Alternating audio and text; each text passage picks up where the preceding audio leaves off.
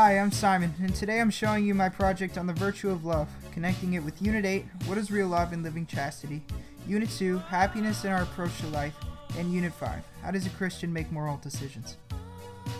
In Unit 2, we learned about the 4 levels of happiness, being physical pleasure, ego gratification, contribution to the world, and faith and believing in God. To my thinking, there isn't much of any happiness without love, and that's exactly what these 4 levels of happiness point out. Physical pleasure is something that ends quick, and you may not be able to get more of it. Ego gratification leaves you constantly comparing yourself to others, and you'll find that others may be better than you at some things eventually.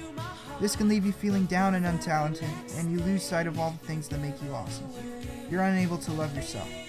With contributing to the world in positive ways and attempting to put your love everywhere can be powerful, but sometimes people can let you down and not return any love back to you. With putting all your belief in God and letting yourself be one with Him, in my opinion, it's like saying you're one with love, because God is love. By letting yourself be one with love and God, you're setting yourself up for a life of peace and true happiness. In Unit 5, we talked about making good moral decisions.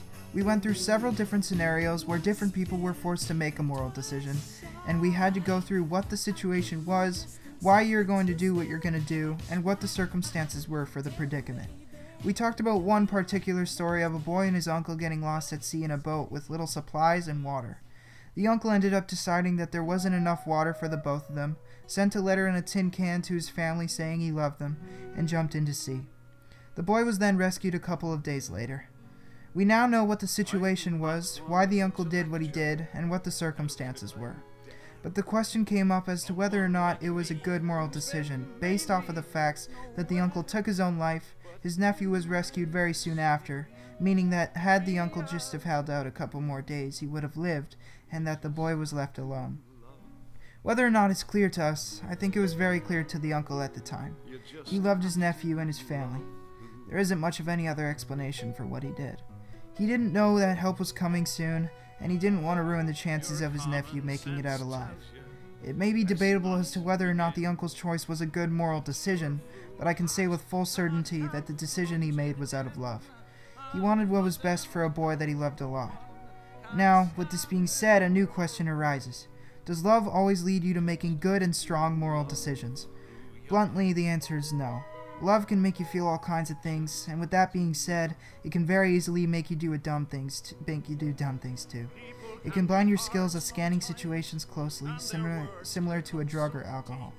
When it comes to moral decision making, love and other emotions as strong as love are almost dangerous to base decisions off of. We do whatever we can for true love and who it's directed toward. Finally, in Unit 8, we learned about what true love and chastity is. We learned that if you truly love a person, you should be able to hold out on having sex and giving into physical pleasure until marriage, where you give up your body and soul to that person. It also became known that people can get real love mixed up with attraction or pizza love. So I guess it should only make sense that to connect the virtue of love to Unit 8, I should at least have an idea of what the difference is. What is love? Love is a feeling that everyone's capable of feeling. I could go online and search up a word-for-word definition, but that doesn't feel right to me. Love isn't very easily described. It can lead you to going through every single emotion there is just to keep it in your possession. Love is extremely powerful, and it can compel even the most stubborn of people to give in to it. There's romantic love, love for your family, and I think sometimes you can just feel love for your life.